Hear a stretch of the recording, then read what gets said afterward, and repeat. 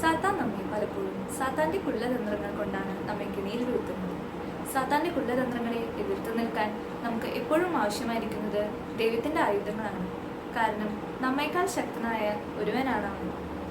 എന്നാൽ അവന്റെ സൃഷ്ടാവാണ് ദൈവം എന്ന് പറഞ്ഞാൽ ദൈവം തിന്മ സൃഷ്ടിച്ചു എന്നല്ല, മറിച്ച് തിന്മ അവൻ തന്റെ ദൈവ ഐക്യത്തിൽ നിന്ന് പുറത്തു പോയപ്പോൾ അവൻ അങ്ങനെയായി മാറിയതാണ്. ദൈവം വാസ്തവത്തിൽ സ്നേഹവും നന്മയും തന്നെയാണ്.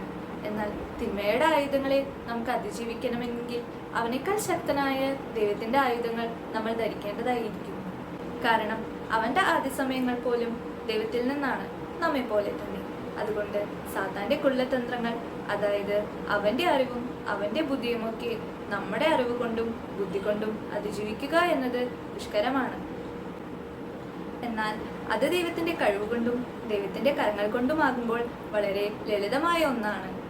എഫേസോസ് 6:11 ഇപ്രകാരം നമ്മെ പഠിപ്പിക്കുന്നു: സാത്താന്റെ കുള്ളതന്ത്രങ്ങളെ എതിർത്തു നിൽക്കാൻ ദൈവത്തിന്റെ എല്ലാ ആയുധങ്ങളും ധരിക്കുവിൻ. എഫേസോസ് 6:11.